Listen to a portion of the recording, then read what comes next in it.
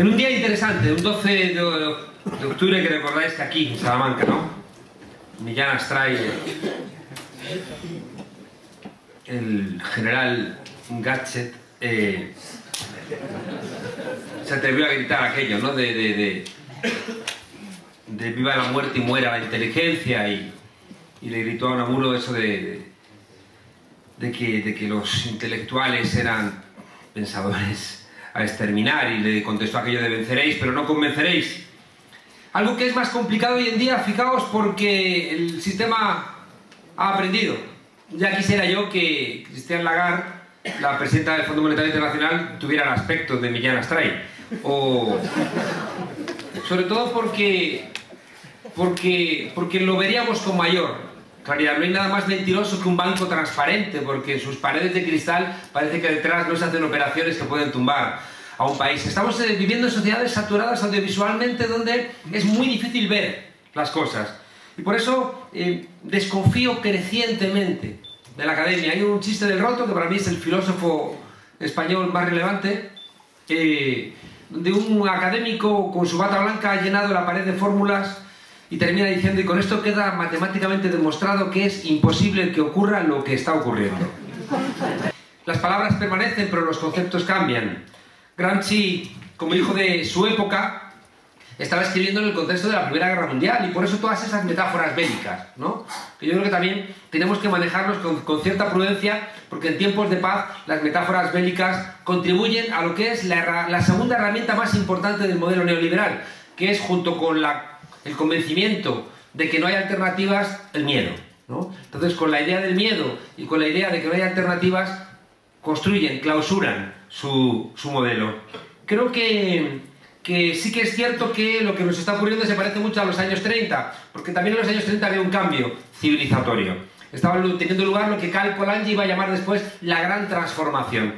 Era la primera vez que el Estado iba a intervenir en la economía, no iba a ser el mercado autorregulado el que se hacía cargo, porque eso iba a llevar a 2 guerras mundiales. Y la idea de la gran transformación era que la clase obrera organizada estaba mutando a los estados en estados intervencionistas, ¿no? Desde el New Deal de Roosevelt en el año 29, pero antes la propia Unión Soviética, experiencias del Instituto de Reformas Industriales aquí en España, etc. Entonces hubo una respuesta por parte de los sectores de la burguesía, ante ese Estado intervencionista y ante ese pueblo organizado, responder con intentos de restauración, ¿no? Que llevaron a choques que generaron las guerras. Yo creo que en ese momento, en donde es muy parecido a lo que ocurría en los años 30, ese tiempo de crisis, que es un concepto que viene de la medicina, que hace referencia a que el cuerpo enfermo o sano muere. Gramsci era el que planteaba que en esos momentos de crisis lo viejo no termina de marcharse, sigue ahí, pero no termina de marcharse. Incluso, fijaos, se va a hacer más fuerte por una ley del péndulo. Ah, que voy a desaparecer, pues me enroco y me hago más fuerte. Entonces lo viejo no termina de marcharse y lo nuevo no termina de llegar. Y es cuando, decía Gramsci, surgían los monstruos.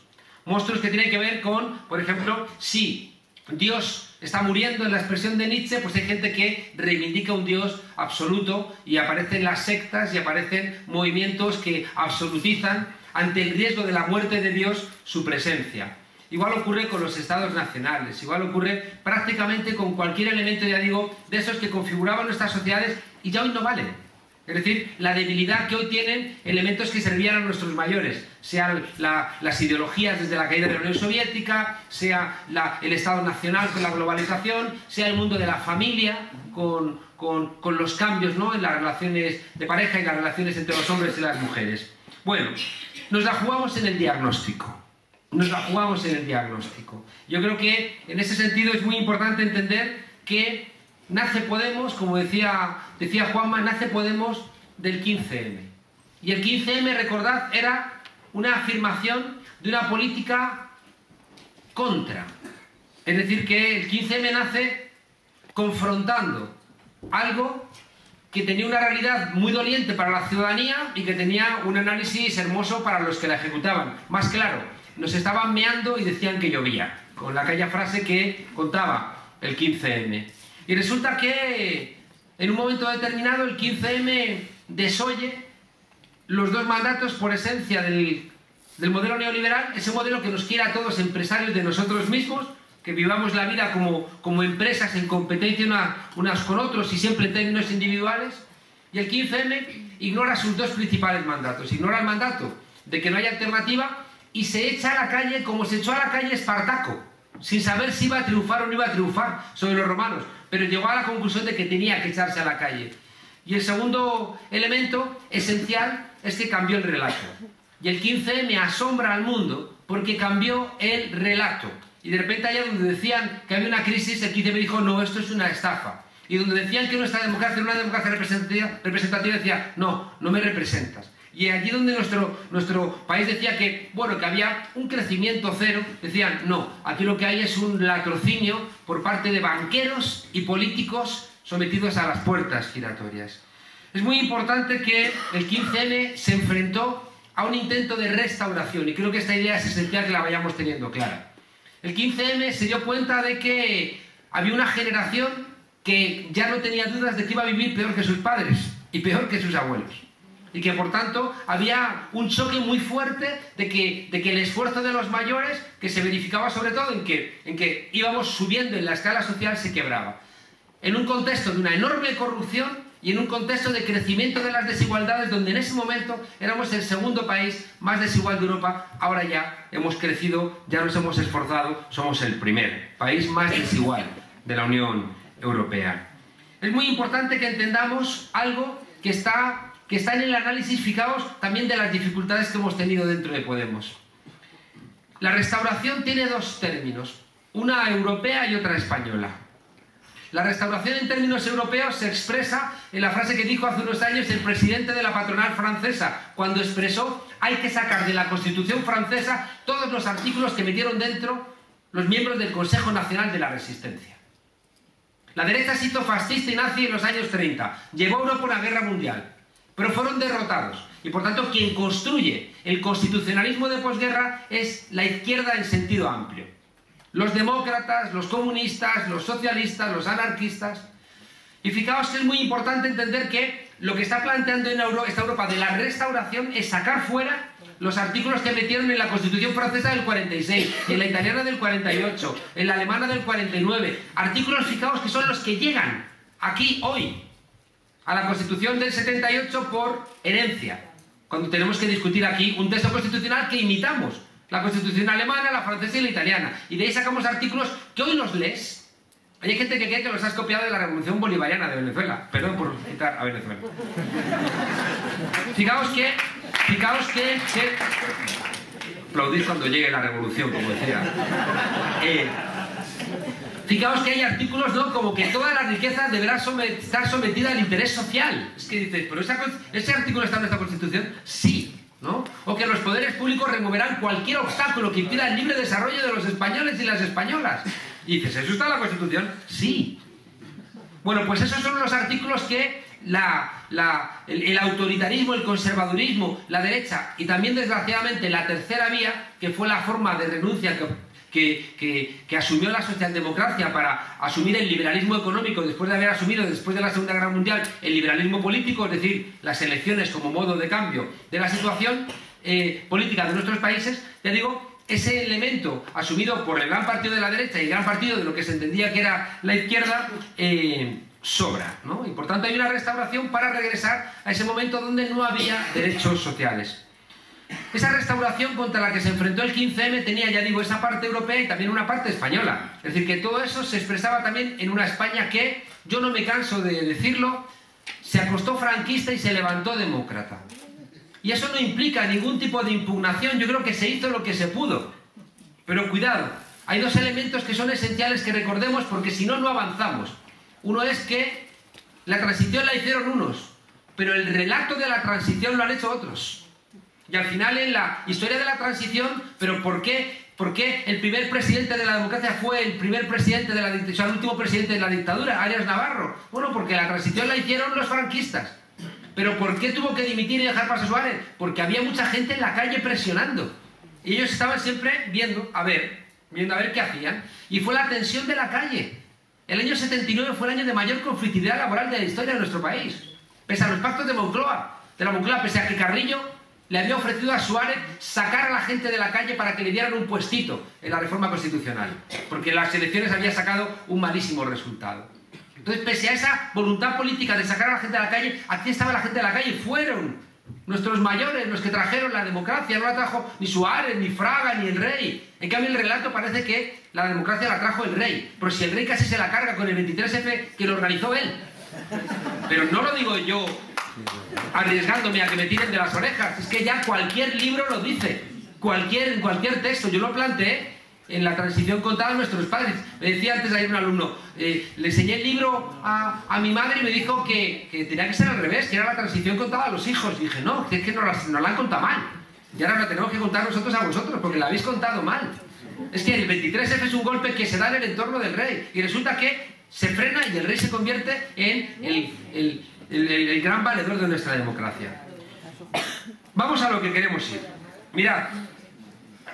Restauración europea y una restauración española donde un país, como os decía, arrastra dos grandes elementos de ese hecho de que el dictador murió en la cama.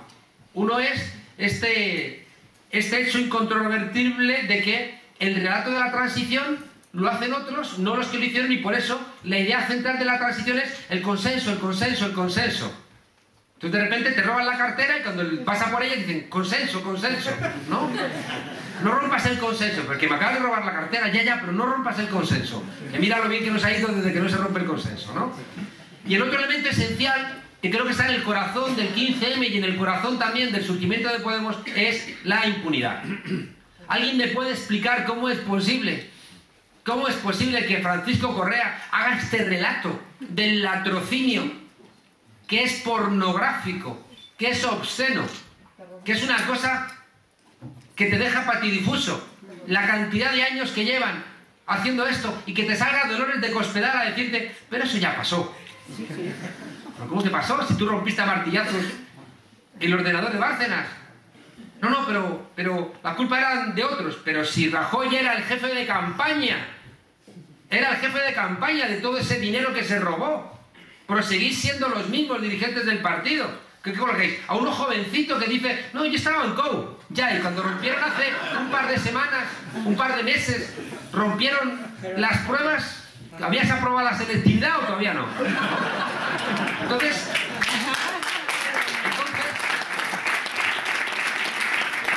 fijaos que esta impunidad ha sido un elemento brutal de nuestro país, y es normal, porque como no le hemos pedido cuentas a nadie, hay impunidad. Fijaos hasta el punto de que de repente hablar de la cal viva genera un problema a quien lo expresa, que tiene detrás una cosa hipócrita, y es que muchos españoles, cuando aquí había terrorismo de Estado, que es la forma más perversa de corrupción, cuando aquí había terrorismo de Estado, mucha gente miró para otro lado. Y de repente dicen, no hablemos de la cal viva. Es como si de repente un nazi te dice, dejemos el nazismo, que ya murió Hitler. Pero oiga, si es que cuando yo decía a mi maestro Jesús Ibáñez que Dios es más peligroso muerto que vivo, porque vivo por lo menos se le ve venir, ¿no? Entonces claro, de repente todo se ha muerto y estás aquí como descuidado, y de repente te bailan otra vez sobre las espaldas la Ganschen Marsch. Lo digo en alemán para hacerme el listo. El paso de la oca. Fijaos que esta idea de impunidad es la que explica que el presidente del gobierno pueda mandar un SMS a un tipo que está en la cárcel y pueda seguir siendo presidente del gobierno, o que el ministro del Interior sea grabado sembrando pruebas para partidos de la oposición con un fiscal y siga siendo el ministro.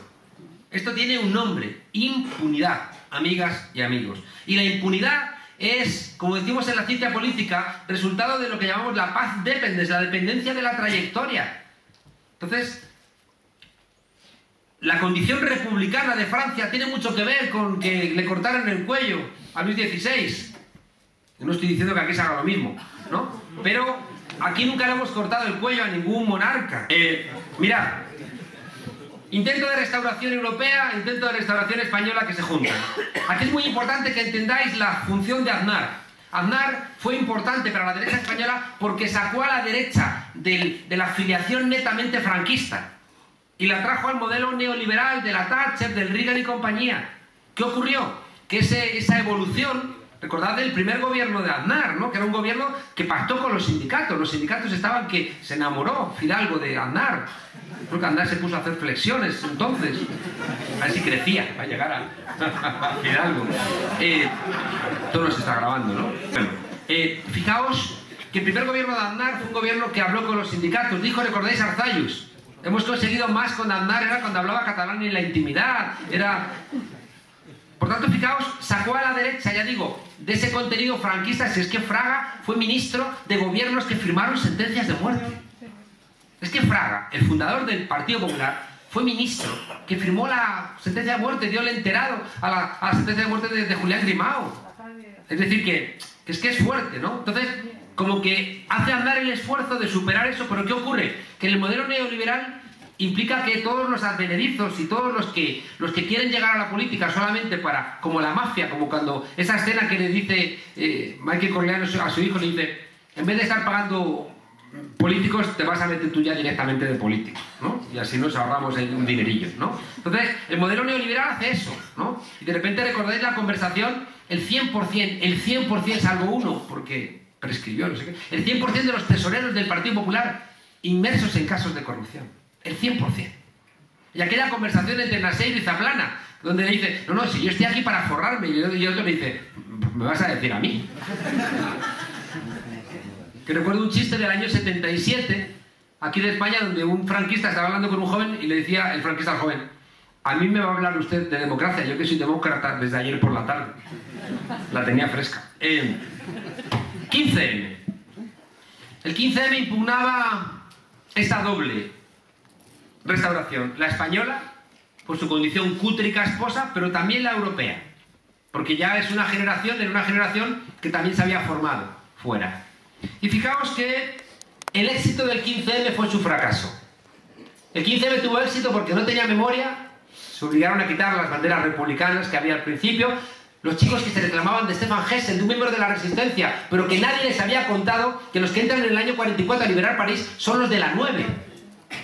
Es decir, una división que iba acompañando a Leclerc de republicanos españoles, que cuando termina la guerra aquí la pierden, van a seguir luchando contra el fascismo. Y son los que liberan París en el 44, un parque. Les inauguró el rey Felipe VI en París, pues inaugúralo aquí, que eran de aquí, ¿no? Para que esos jóvenes tengan esa memoria. Bien, el 15M no tenía memoria, y por tanto cualquiera, sin interrogarse sobre su pasado, cabía. No tenía liderazgos, de manera que nadie se sentía de alguna manera vinculado a ninguna directriz. No tenía programa, y por tanto prácticamente cualquier elemento cabía. Y no tenía estructura, de manera que era genial porque era una participación muy horizontal y muy sencilla. El problema es que, fijaos, la ausencia de estos cuatro elementos que fueron los que nos regalaron la magia por excelencia del 15M, que fue la politización. Esa gente que pudo entrar porque no existían estos elementos, también encontró que la ausencia de estos elementos se convertía en su principal problema. Cuidado con intentar sustituir con discursos las contradicciones principales, que es el gran error de la Clau. Cuidado con intelectualizar procesos que cuando se ponen en marcha no estaban hechos en base a ningún intelectual, que es una cosa que a mí me enfada de la academia. Los procesos se ponen en marcha y parece que el intelectual que los explica es el que se los ha inventado. No como si la Clau se hubiera inventado el peronismo. No, lo explicas a posteriori y desde exes, es decir, desde bien lejitos, ¿no? Ni en el 15M ni por supuesto en Podemos existía, ¿no?, esta intelectualización que pretendía convertir a nuestro movimiento en un proceso populista explicable con variables académicas. No es cierto. Y una lectura buena de Gramsci, que es verdad que Gramsci nos viene acompañando desde hace 25 años. Gramsci plantea, fijaos, es un tipo heterodoxo, ¿no? Gramsci es importante porque hace cierto aquello que decía Ludovico Silva, otro venezolano, un filósofo, perdón por decir otra vez Venezuela, que decía que si los loros fueran marxistas, serían marxistas ortodoxos, ¿no? Gramsci no era ortodoxo. En el año 19 escribe un artículo, La revolución contra el capital. Es decir, él establece que Marx se equivocó y que la revolución no tenía lugar en los países europeos más desarrollados, sino que de repente tiene lugar en un país el más atrasado, el que sale más tarde del feudalismo. Y Gramsci, que era un heterodoxo, entiende que la lucha no debe tener lugar solamente, que es la metáfora de las posiciones, de qué sirve agarrar una trinchera si luego no la puedes mantener porque la gente no entiende qué haces ahí. Y por eso él plantea que tiene que haber también guerra de movimientos para ir construyendo sentido común, porque él se da cuenta de que la evolución de Italia no es la de Rusia. Si es que Rusia viene prácticamente de la Edad Media y pasa desde la Edad Media y con los zares pasa a la modernidad. En cambio, Italia, si es que son los etruscos, los griegos, los romanos, los árabes, el Renacimiento, la conquista de América, la Ilustración, el pensamiento escocés, la filosofía, la Primera Guerra Mundial, Garibaldi antes, es decir, que es algo tan complejo y tan abigarrado que tú no puedes compararlo. Y por eso Gramsci dice, cuidado. Y él se da cuenta de que, porque es diferente el norte de Italia del sur de Italia, y dice, aquí estaban operando elementos que no están en el Estado, que están en la sociedad civil. Y por tanto, para entender la política, tenemos que entender la sociedad política y la sociedad civil. Y de repente se da cuenta de que tú puedes tener el aparato del Estado y no tener el poder. Y de repente dice, o cambiamos el sentido común o estamos perdidos. Y por eso dice, tenemos que cambiar la hegemonía, o sea, tenemos que cambiar el sentido común de la gente. Y él dice, cuidado, que es el gran error de la CLAU, cuidado con intentar que con simple discurso tú vas a convencer a la gente. Y como dice Bob Jessop, un autor marxista muy importante de teoría del Estado, él dice que, claro, que tú con esa idea de la CLAU puedes tener un éxito de Andy Warhol, de tener 15 minutos de gloria, pero que cuando tú realmente quieres construir una hegemonía alternativa, tienes que asentarte sobre contradicciones reales, no sobre un mero discurso. El 15M fracasó porque no tenía memoria y por tanto no podía aprender de los errores del pasado. El 15M fracasó porque no tenía liderazgo y por tanto también se disolvía porque no había quien rebajara las contradicciones de esta sociedad, como decía antes, contradictoria. El 15M fracasó porque no tenía estructura y le ocurría como le ocurre a menudo a los movimientos sociales, que es lo mismo que le ocurre a las olas, que solamente existen cuando hay viento. Pero cuando cesa el viento, al no tener ninguna base estructural, se disuelven y pierden la fuerza que tenían. Y por último, no tenía un programa. ¿Por qué? También por una lectura torpe de la CLAU. Resulta que, claro, cuanto menos hables de temas, menos gente se te escapa. La gente te tiene simpatía porque ha visto a Pablo haciendo la Z como el zorro en la mejilla del virrey corrupto y rijoso y la gente ha dicho, ese es mi zorro. Pero con eso tú no garantizas que la gente que te quiere como zorro te quiera también como virrey, porque a lo mejor no quiere ni que haya virreyes. Y por tanto, fijaos, es muy importante entender que el programa era la posibilidad de armar una formación política que dejase a la gente clara cuál era la alternativa.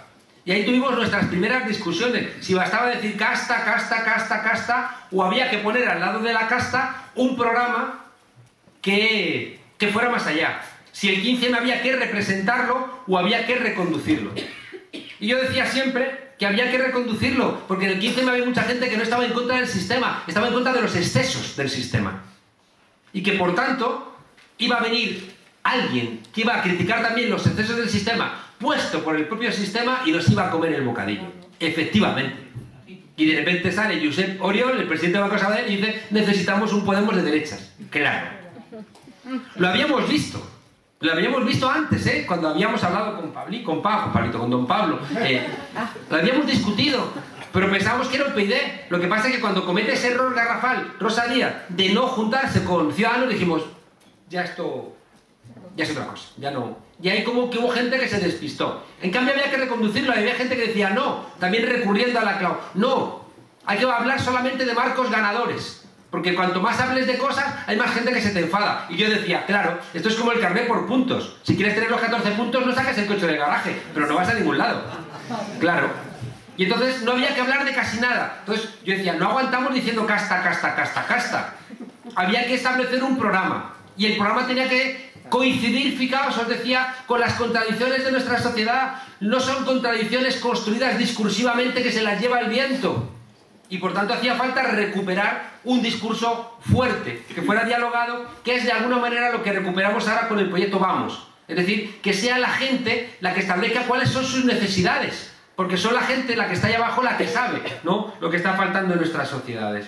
Fijaos que el 15M tuvo el éxito brutal de repolitizar a nuestra sociedad.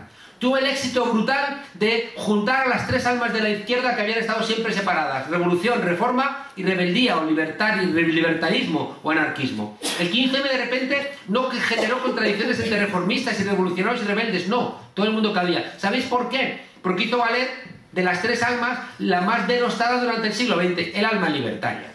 Y de repente, si el alma revolucionaria y el alma reformista se habían prácticamente agotado durante el siglo XX, quedaba como un caudal del pensamiento emancipador el alma libertaria. Y del alma libertaria, fijaos, tuvimos que empezar a aprender muchas cosas: la condición de deliberación, de diálogo, de horizontalidad, de pensar mundos alternativos, de pensar un mundo en el que cupieran muchos mundos. Y eso, de alguna manera, fijaos, es lo que nos llevó, de alguna manera, a pensar una idea central. El vapor de la indignación, si no lo metes en un contenedor, no hace que ninguna turbina se ponga en marcha.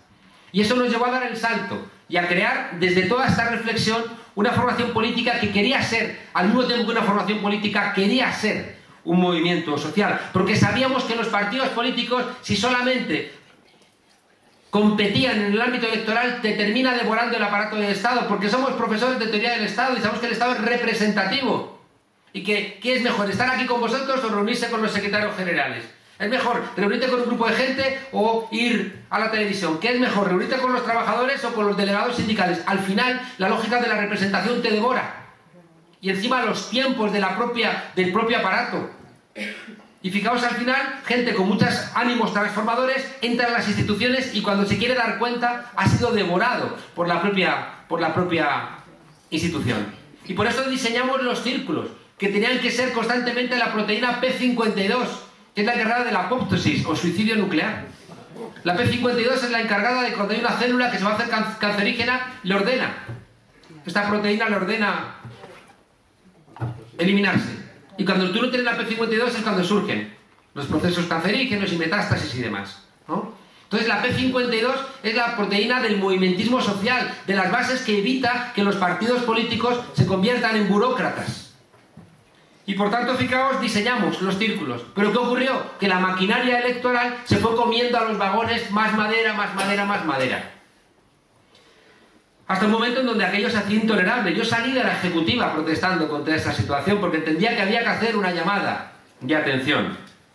Me decía el otro día Fernando Berlín en la cafetera: Juan Carlos, lo que se está haciendo ahora en Podemos se parece mucho a lo que tú planteabas. Yo decía, ya, y el capitán Galán se adelantó 3 meses a la proclamación de la Segunda República y lo fusilaron, ¿no? O sea que a veces adelantarse no es lo más adecuado. Yo creo que Podemos tenía que llegar a las instituciones para aprender. No regresamos a la calle, revisitamos la calle con lo que hemos aprendido en las instituciones. A lo que voy, realmente relevante. Recordad que el primer efecto del 15M, el primer efecto fue mayoría absoluta del Partido Popular. Y uno puede decir, ¿para qué ha servido todo esto? Para entender que hay un cambio lento, para entender que sigue habiendo mucha pared, pero que ya va habiendo grietas. ¿Y qué ocurre? Que las grietas operaban en donde había mayor conciencia. ¿Quiénes fueron los primeros que se abstuvieron? La gente progresista. ¿Para qué sirvió el 15M? Para que la derecha empezara a juntar sus filas. Es muy espectacular que Feijóo dijera en el Comité Federal de su partido, explicando los malos resultados electorales, no estos, sino los anteriores en las elecciones, diciendo que se les habían muerto 100.000 viejos. Como una historia que dices, uff, ¿no? O sea, como manera de pensar es como muy terrible. Bien, mirad, por ir apuntándoos ideas que creo que van a marcar los debates futuros. Si es cierto que lo viejo no termina de marcharse y lo nuevo no termina de llegar, tenemos que empezar a pensar en términos un poquito más complejos que los que hemos pensado. Y tenemos que empezar a pensar que no tenemos sustitutos a esos elementos que queremos sustituir, porque todavía no han ganado legitimidad en nuestras cabezas. Ejemplo, el Estado Nacional ya no tiene la fuerza que tenía, pero todavía no lo hemos sustituido. El matrimonio, la familia tradicional, no es lo que era. Siempre cuento de broma que me encargó un estudio de IKEA y de por qué tenían tanto éxito en sus tiendas en España, y les di el informe que eran 2 hojas y dijeron, esto es poco, para lo que le hemos pagado. Y dije, no, pero son buenas. Y lo leyeron y se indignaron porque les decía que que el éxito de los muebles de IKEA es que los matrimonios jóvenes compran los muebles en IKEA porque así 2 años y 3 meses después, cuando se divorcia, según la estadística, nadie se pelea por quién se queda esos muebles de mierda. Y... salvo que lo compres con el milloncito arriba en el armario, pero nunca nos toca. Nunca nos toca. Fijaos, la familia no funciona, pero no tenemos todavía ni siquiera cómo operar socialmente ante un hecho cotidiano que a veces es devastador, como la separación. Y no tenemos todavía ritual ni siquiera construido, ¿no? La nación, el mundo del trabajo, el trabajo ya no duramos meses. Cuando decimos que el miedo tiene que cambiar de bando, no era una expresión de violencia, era que en una sociedad donde te puede decir el presidente de la patronal español, Rosell, te puede decir: el trabajo estable es una reliquia del siglo XIX, es porque no tiene miedo a las consecuencias de sus palabras. Cuando Luis de Guindos puede decir hace un par de semanas que los españoles ya se han acostumbrado a rotar de trabajo con frecuencia, es porque el miedo no ha cambiado de bando, porque les sale gratis ese tipo de afirmaciones.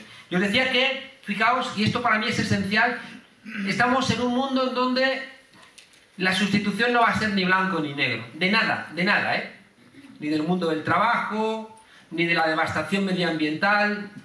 Es verdad que hay gente que, por lo que os decía de esa construcción de monstruos, cuando algo está amenazado, te haces sectario. Y eso genera monstruos, pero eso no tiene soluciones. ¿Por qué os digo? Porque estoy convencido de que uno de los elementos que ha planteado Juanma, centrales del partido, lo vamos a tener que resolver sin resolverlo. ¿Sabéis que la luz, según la miras, es onda o es partícula? Es decir, la realidad es macroscópica, las que vemos con los ojos tiene una lógica, pero la realidad microscópica tiene otra. Y lo que explica las grandes cuestiones de nuestro devenir tienen lógicas diferentes a las que miramos. Y funcionan esas lógicas porque son capaces de llevar, ¿no?, información a otros planetas, a otros lugares lejanos. Con esto quiero deciros, fijaos, que la discusión que hemos tenido, por ejemplo, si tenemos que ser un partido o movimiento, vamos a tener que ser los dos. Vamos a tener que ser partido y movimiento, no uno de los dos. Y vamos a tener que ser ecologistas, pero también consumir. Y vamos a tener que optar por lo local, pero también por lo supranacional. Y entonces, en esta contradicción permanente, en esta indeterminación permanente, ¿qué haces?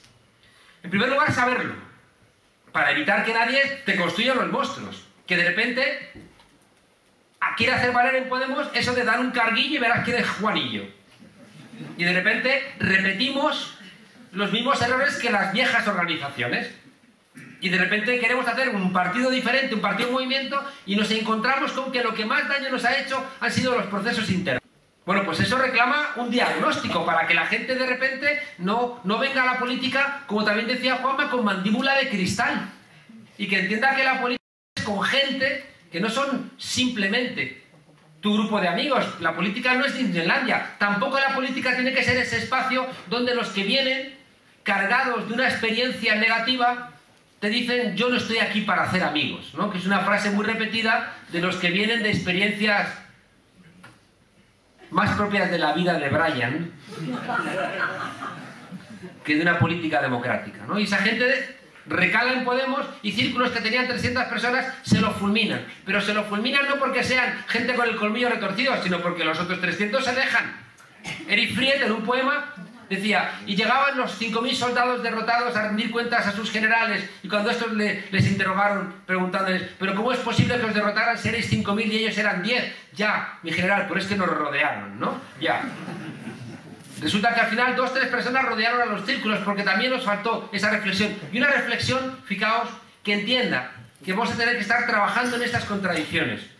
Hay una cosa que he entendido, y es que, mirad, yo hice con un compañero nuestro, con Ariel Jerez, yo lo llamaba un curso de trotskismo rural, porque nos contrató la Diputación de Segovia, que era súper conservadora, ¿no?, para hacer unos cursos de asociacionismo, que lo que buscaban era evitar la desertización de las zonas rurales, ¿no?, donde la gente joven se iba. Entonces yo no quería hacerlo, y una compañera, no, Sara, nos dice: hacerlo, porque yo como productora me gano un dinerillo. Entonces yo, para que no nos lo dieran, hice una cosa súper radical. Y nos lo dieron. Porque a veces el sistema tiene grietas, ¿no? Igual que nosotros nos hemos colado en los medios de comunicación, en esas grietas, ¿no? Entre su condición de empresa que quería maximizar sus beneficios y nosotros le subíamos la audiencia, y las órdenes políticas de no saques a estos, no saques a estos que nos van a hacer pagar impuestos, ¿no? Entonces íbamos por los pueblos poniéndoles la estrategia del caracol, esa película tan hermosa de Sergio Cabrera, donde toda la gente se tiene que juntar para que no los saquen de un condominio que habían abandonado en los años 30 la burguesía de Bogotá y que 50 años después querían recuperar, cuando ya la gente vivía ahí, ¿no? Siempre cuento que hay una escena muy bonita donde todos tienen que ayudar en lo que puedan. Y hay un sacerdote que está tentado por uno de los que viven allí, que es un travesti. Entonces hay una escena donde está viendo la película el primer día y el travesti se empieza a acercar Perdón, el cura se empieza a acercar al travesti con tentación y un silencio. España profunda, las abuelas. Entonces le pone la mano en el hombro, un silencio que se cortaba con cuchillo y de repente sale una voz de Ariel de la noche y dice: esto es en Colombia, en España esto no pasa. Bueno, aprendí, ¿sabes qué aprendí en ese viaje? Que creo que está en el corazón de las preguntas que nos ha planteado Juanma. Ahí entendí que en todos los pueblos donde había tejido social era porque había habido un cura joven progre. Entonces ese cura joven progre montó el grupo de música, o el grupo de teatro. Luego todos seguramente se casaron con la que mejor tocaba la guitarra, ¿no? Pero montaron el grupo, hacían visitas a los museos, hacían excursiones al campo. Y ese cura, fijaos, hacía lo que yo llamo la diferencia, que es lo que tiene que construir ese paso de la maquinaria electoral al movimiento. Tiene que construir el paso de una política paternal a una política maternal. Cuando yo le pedí a mi padre que me enseñara a nadar, me agarró por una pata, me agarró por un brazo y me tiró a mitad de la piscina. No me extraña que haya terminado votando a Vox. Ruego en este aspecto que limiten las risas. No hagan sangre. Cuando le dije a mi madre que me enseñara a montar en bicicleta, si yo iba solo decía, una preocupación menos. Pero si me iba a caer, me agarraba. Es la diferencia entre una política paternalista y una política maternalista. Ese cura, a la gente que tenía su propia iniciativa, les dejaba. ¿Pues con quién iba? Con los que iban más rezagados. Por tanto, fijaos, es una política no de vanguardia, sino de retaguardia. Se han clarificado las cosas en nuestro país. El Partido Popular ha dicho ya no que la haga, que la pague, sino que ha dicho tenemos que invalidar toda la instrucción de la Gürtel. Es decir, restauración pura y dura. ¿Por qué? Porque estos neoliberales que no tienen ideología van a cantar. ¿Pero qué ideología tiene Bárcenas? ¿O Correa? ¿O Rita Barberá? Aparte de un enorme caloret. ¿Qué ideología tiene Rato? ¿Qué ocurre? Que dicen, si nos caemos todos. Haced lo que no está escrito. Y de repente estos tipos ya empiezan los juicios y empiezan a hablar, es que se cae todo el aparato. Entonces el Partido Popular ha dicho, aquí necesitamos un cierre categorial, aunque nos carguemos el Estado de Derecho. Y desgraciadamente el viaje que habíamos diagnosticado, que no confiábamos en el PSOE, pero porque si hubiéramos confiado en el PSOE, nos hubiéramos ido al PSOE. Pues sabemos que el PSOE no mandaba a Sánchez, que fue una persona que buscaron para pararle los pies a Madina, recordad, en aquel congreso, que era la renovación generacional y la renovación por la izquierda, y buscaron uno jovencito, moreno, hasta en diciembre. Sin ideología. Sin mochila, que nunca se había mojado en ninguna de las peleas ideológicas en ningún lugar del mundo. Y de repente dicen, pues este. Y buscaron un burócrata, que era Pedro Sánchez. ¿Cómo Pedro Sánchez iba a renovar nada?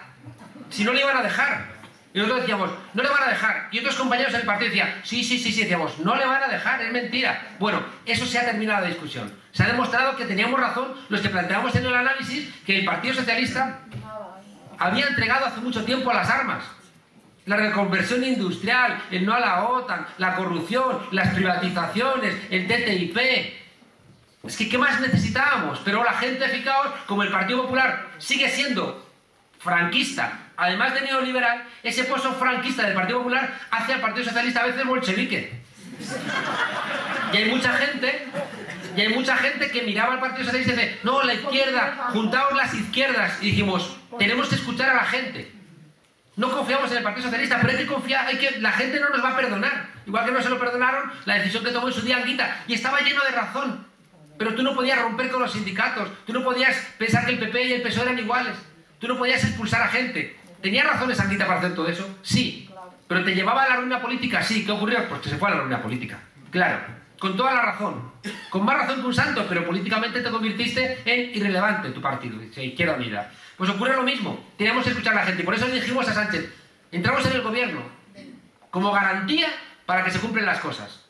Solo nos interesan los cargos. Y empezó toda la batería mediática a intentar pedirnos que nos abstuviéramos a un gobierno del PSOE con Ciudadanos. Es que es de nota.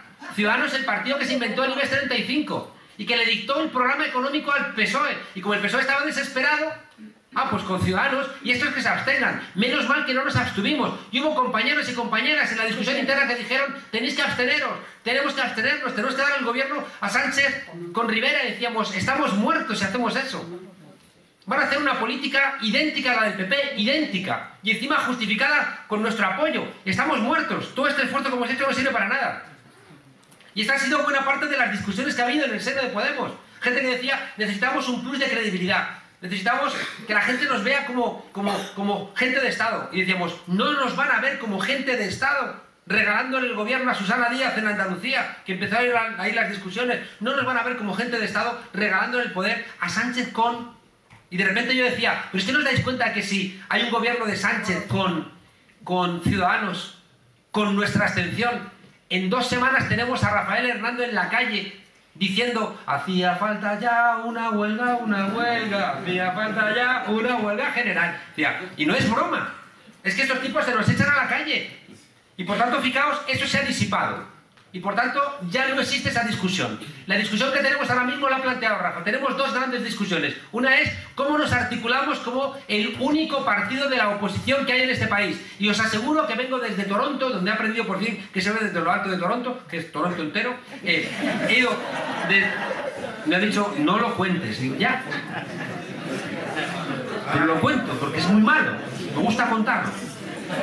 Desde Toronto hasta casi Tierra de Fuego, en todos los lugares me decían cómo hacemos para tener un Podemos. Yo decía que Juan me está inventando unas pastillas, pero no las tiene todavía desarrolladas, ¿no?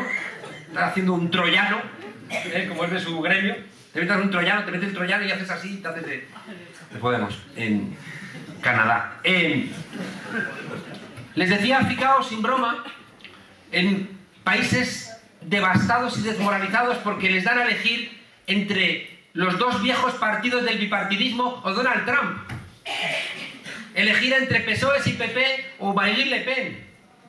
Escoger entre el SPD o la Merkel o Allianz for Deutschland. Y de repente nosotros nos hemos inventado algo diferente. Tenemos 5 millones de votos. Ya termino. 5 millones de votos. 1 millón de votos que se nos ha ido a la abstención por hacer una campaña electoral donde ya no se sabía realmente quiénes éramos. O sea, tenemos en realidad 6 millones de votos. El PP tiene 7 millones.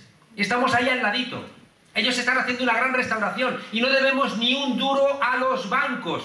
¿Cómo no va a querer el mundo entero tener algo como nosotros? Y a veces nos deprimimos. Pues dejémonos de deprimir, que tenemos la fuerza política que está mirando el mundo entero, compañeros y compañeras. Un poquito de alegría al respecto, que estamos ganando, que estamos haciendo cosas increíbles que asombran al mundo.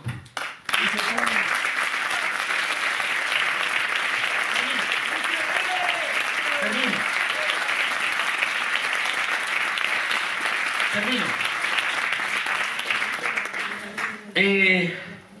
La lógica de la reconstrucción nuestra tiene que poner en marcha eso que os he dicho, de que vamos a ser onda y partícula, de que vamos a tener que vivir en las contradicciones y que la única manera de que las contradicciones que nos obligan a experimentar, somos una fuerza política que tiene que experimentar, y para que la experimentación tenga garantías hay que deliberarla. No van a ser 4 profesores los que establezcan qué experimentamos y qué no experimentamos. Tiene que ser ahí abajo. Hace falta esa inteligencia colectiva. Por eso necesitamos regresar a los círculos, revisitarlos. Pero no porque, fijaos que es un momento donde no hace falta pedir el voto, que parece que uno regresa a los círculos y a los intelectuales cuando hay elecciones, para pedir el voto. No, ahora no hay elecciones. Y es ahora cuando necesitamos vuestra inteligencia y vuestra fuerza. Y por tanto, fijaos, para vivir en esas contradicciones necesitamos que lo debatamos. Y hay 3 lógicas que os pido que las apuntéis para la reflexión. Una es la lógica Wikipedia. Tenemos que trasladar a la política la lógica Wikipedia, que no es la de Twitter. Twitter es un vertedero. En cambio, Wikipedia le han hecho que hay 23 millones de páginas, 8 millones permanentes de colaboradores, 24 apuntados. ¿Por qué Wikipedia es la mejor enciclopedia del mundo y no es el vertedero que es Twitter? Porque es onda y partícula, porque también tiene un consejo de 200 personas que actúan como esos sacerdotes que os decía. Gente que si la gente va bien le dejan, pero también están actuando como cierta condición de filtro intelectual, dialogado. No de repente dicen, este artículo no va, sino que te lo explican. Fijaos que es esa lógica, como os digo, de onda y partícula, de partido y movimiento. La lógica Wikipedia participativa tenemos que empezar a pensarla en todos los ámbitos de nuestra existencia política. La segunda lógica es la del Foro Social Mundial.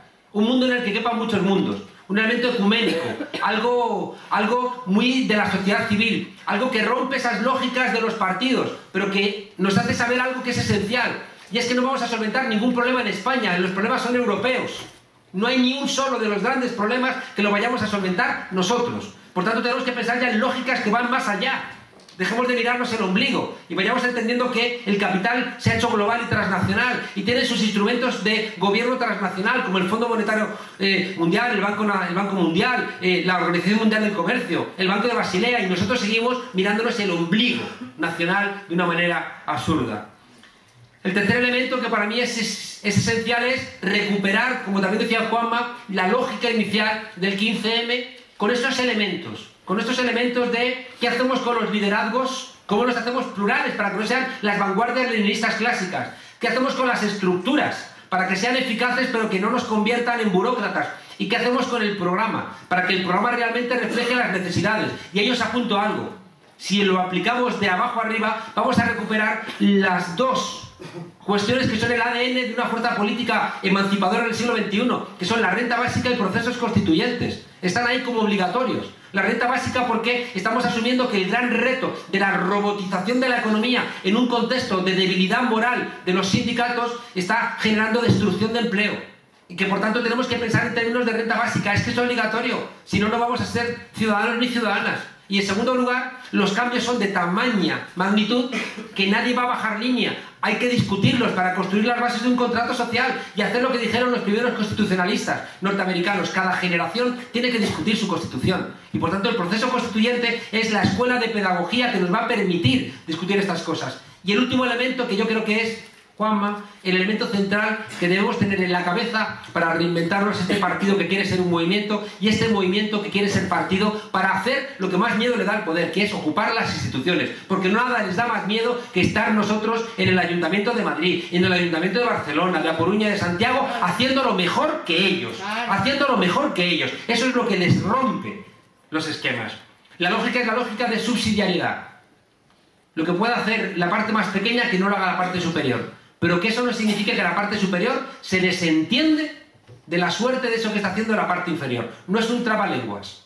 Lo que puede hacer un círculo que no lo haga la ciudad, lo que puede hacer la ciudad que no lo haga la región, lo que puede hacer la región que no lo haga la autonomía, lo que puede hacer la autonomía que no lo haga el Estado central. Y con una lógica de subsidiariedad que os lo pongo en un ejemplo. En una comunidad autónoma de España quisieron poner en marcha una ley de igualdad. ¿Sabéis qué hicieron? Dedicaron un año los recursos públicos a organizar a la sociedad civil, a las asociaciones feministas, a las que estaban en marcha y a las que estaban paradas, a la gente, en las universidades. Un año inyectando organización. Y cuando estaban realmente sentadas las bases de esa organización, dijeron, bueno, pues nos vamos a constituir en un consejo de igualdad. ¿Y sabéis qué hizo? ¿Qué hicieron? Le dieron la presidencia, votada por esa sociedad civil organizada. La presidencia se la dieron a la sociedad civil. Y el político tenía la vicepresidencia. ¿Qué ocurrió? Que se pone en marcha un proceso que hicieron una ley de igualdad que la tuvieron que votar todos los partidos de la derecha porque tiene una legitimidad absoluta. Esa es la lógica que tenemos que poner en marcha. Por eso esa discusión que si instituciones, que si calle, que no. Si la calle no es que nos pongamos a dar gritos y dar voces y a mover las manos, que no. Que hemos dado ese salto y hemos entrado en las instituciones porque es donde podemos hacer realmente política emancipatoria, pero sin la gente en la calle. Ocurre lo que pasó en Cataluña, que se aprobó allí una ILP contra los desahucios y la tuvo que votar el PP y Ciudadanos. Esa misma ley se presentó en Andalucía y Susana Díaz y Rivera la tumbaron. Dijeron que no había ni que discutirla. ¿Dónde estaba la diferencia? Que en Cataluña había gente en la calle que la había discutido, la había debatido, había sociedad civil, y en Andalucía no. ¿Cómo no vamos a volver a los círculos? Si es imposible hacer política institucional si no hay gente consciente, dándote ideas, exigiendo que las necesidades se conviertan en derechos. Por tanto, fijaos, implica una política generosa, como bien planteaba en toda su charla Juanma. Generosidad, un político que no quiere estar ahí para mandar, como ese cura, que lo que quería era empoderar, no ser el jefe. Y de repente, políticos que empoderan y que le dan a la gente la posibilidad de autoorganizarse y que están acompañando y estableciendo los recursos, pero es la sociedad civil organizada la que establece las políticas públicas. Entendiendo, fijaos, en un contexto donde ya las cosas no están tan claras como estaban hace 50 años y que vamos a tener que vivir en contradicciones constantes, que vamos a evitar meter la pata cuanto más deliberadas estén, cuanto más discutidas estén. Y también, por último, que entendamos que tenemos que inventar, porque hay muchos elementos que no tenemos idea de cómo se hacen. Y la única manera de que cada vez que inventemos y fracasemos no se convierta en la herramienta que utilicen los adversarios para tumbarnos, es que la gente participe también de esos propios errores. Hemos explicado durante mucho tiempo que Ulises, el supuestamente astuto, metió la pata. Cuando para enfrentar el reto de las sirenas, que sabéis que atraían con su canto a los barcos y chocaban contra los arrecifes y luego se los comían, porque eran carnívoras, las sirenas. Y cómo utiliza su racionalidad y su astucia Ulises para enfrentar ese problema. Se hace atar al mástil y le ponen cera en los oídos a los tripulantes. Mala decisión, Ulises. No enfrentas nada. Tenemos una ventaja, y es que con esta clarificación de la situación, nuestro Ulises, que estaba atado al mástil, se ha desatado, que es Pablo. Y la ciudadanía, organizada y consciente, se está quitando la cera de los oídos. Eso tiene que tener como resultado que los círculos se tienen que convertir en lugares autónomos de discusión de todo lo que nos pasa. Para que no ocurra aquello que decía Ortega de que lo que nos pasa es que no sabemos qué nos pasa. Y en esa discusión, estoy convencido de que los círculos van a volver a ser ese lugar que nos llena de alegría, porque nos gusta discutir. Y de la discusión van a salir las convicciones. Y decía Bertolt Brecht, y ahora sí Bertolt Brecht, que solamente los pueblos que tienen convicciones son los pueblos que tienen esperanza. Por eso, como decía Gramsci, instruíos, porque necesitamos toda vuestra inteligencia. Organizaos en los círculos, porque necesitamos toda vuestra fuerza. Y agitaos y divertíos, porque necesitamos todo vuestro entusiasmo. Muchas gracias.